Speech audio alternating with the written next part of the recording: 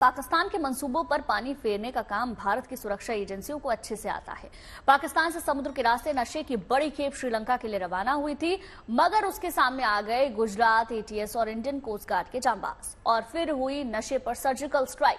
आइए आपको दिखाते हैं इस मिशन की पूरी शौर्यगाथा।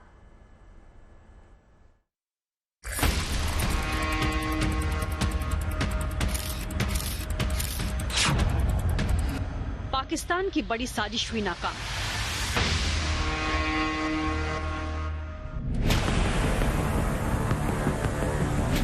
$602 करोड़ की ड्रग्स हुई जब्त। समंदर के रास्ते पड़ोसी देश पाकिस्तान से 602 करोड़ की ड्रग्स की खेप भारत पहुंचाई जा रही थी।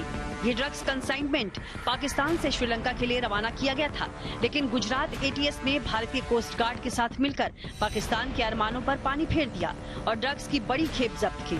साथ ही सुरक्षा एजेंसियों की टीम ने 14 पाकिस्तानी नागरिकों को भी गिरफ्तार किया है। पाकिस्तानी फिशिंग बोट अल रजा पे कुल 14 लोग जो सब पाकिस्तान के हैं वहाँ मौजूद थे। ये सब बलूचिस्तान पाकिस्तान के रहवासी हैं। उनको डिटेन किया गया और अल रजा फिशिंग बोट की सर्च एंड सीजर जो होती है नियम के मुताबिक वो की गई। गुजरात एटीएस के अधिकारियों को इनपुट मिला था कि पाकिस्तान का हाजी असलम पाकिस्तानी फिशिंग बोट से ड्रग्स का कंसाइनमेंट भारतीय जल सीमा से तमिलनाडु की ओर ले जाने वाला है। इसके बाद गुजरात एटीएस की टीम ने एनसीबी के साथ मिलकर एक साझा टीम बनाई जो भारतीय कोस्ट गार्ड के जहाज पर जा पहुंची। ऑपरेशन को सफल बनाने के लिए भारतीय तटरक्षक जहाजों और विमानों को मिशन पर तैनात किया गया था।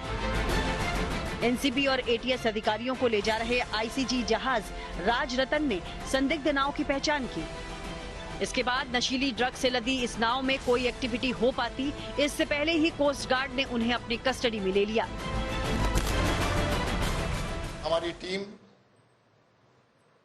अल रजा के पास पहुंची, उसको चैलेंज किया, जिसे देखकर उसके अंदर जो लोग थे उनके पास जो कंसाइनमेंट थे वो लोग नदी में समुद्र में फेंकना शुरू कर दिए।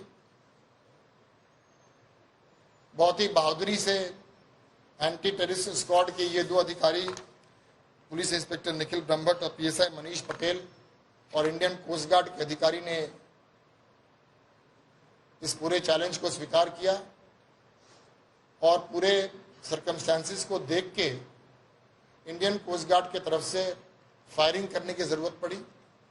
फायरिंग करने के बाद अल रजा के जो ऑक्यूपेंट्स थे उन्होंने सरेंडर किया। ये operation Gujarat ATS, Indian coast guard, narcotics control bureau और गुजरात पुलिस के बेहतरीन तालमेल की बदौलत सफल हो पाया। अरब सागर में पोरबंदर के पश्चिम में पाकिस्तानी नाव को पकड़ा गया है। पाकिस्तानी बोट अल रजा से 78 पैकेट ड्रग्स बरामद की गई, जिसका वजन 86 किलोग्राम बताया जा रहा है। हालांकि ये कंसाइनमेंट भारत के लिए नहीं था, ये भारतीय जल सीमा से होते हुए श्रीलंका पहुंचाना था, पर गुजरात एटीएस के मजबूत नेटवर्क के चलते उसे पकड़ने में सफलता मिली। जो हीरोइन था, ये हीरोइन गुजरात के लिए नहीं था, ये हीरोइन इंडिया के लिए भी नहीं था।